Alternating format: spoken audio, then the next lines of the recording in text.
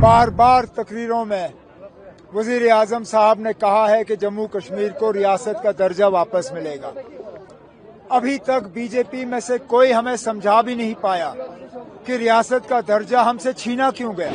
हम supreme court का दरवाजा खटखटाएंगे। जिस तरह ये इलेक्शन सुप्रीम कोर्ट के फैसले के तहत हिंदुस्तान को मानना ही पड़ा, हिंदुस्तान की हुकूमत को, उसी तरह सुप्रीम कोर्ट, मुझे पूरा भरोसा है कि हमारा स्टेटहुड भी वहां से रिस्टोर होगा।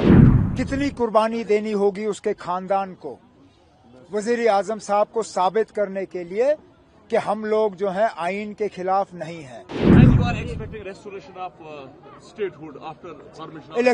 इलेक्शन के फौरन बाद बार बार तकरीरों में वजीर आजम साहब ने कहा है कि जम्मू कश्मीर को रियासत का दर्जा वापस मिलेगा। अभी तक बीजेपी में से कोई हमें समझा भी नहीं पाया कि रियासत का दर्जा हमसे छीना क्यों गया। हमें यूटी बना के हमें फायदा क्या मिला। लेकिन चलिए, हम इलेक्शन के बाद दोबारा रियासत का दर्जा हासिल करने के लिए इंतजार करेंगे। अगर खुदा ना खास्ता इसमें कोई चूक हुई या देरी हुई, एक तो कांग्रेस के तरफ से तो ये उन्होंने अश्योर किया है कि बाकी मुल्क पे इस चीज पे एहतजाज होगा, लेकिन हम इंतजार नहीं करेंगे।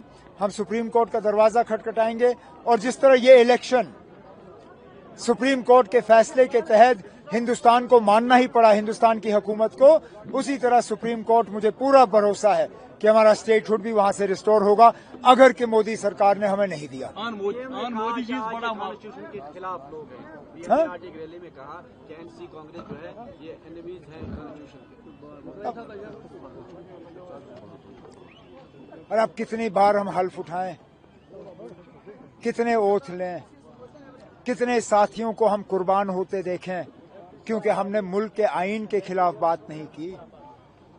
जो कैसर लोलाब से इलेक्शन लड़ रहा है, कितनी कुर्बानी देनी होगी उसके खानदान को वजीर आजम साहब को साबित करने के लिए कि हम लोग जो हैं आइन के खिलाफ नहीं हैं।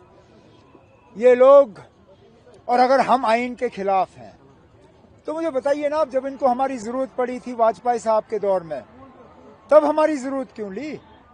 तब कह देते ये लोग आइन के खिलाफ हैं। उस वक्त मुझे मंत्री बनाया, उस वक्त मुझे फॉरेन मिनिस्टर बनाया। अगर मैं इस आइन के खिलाफ हूं तो फिर वाजपेयी साहब ने मुल्क को धोखा दिया ना। मोदी साहब बताएं क्यों?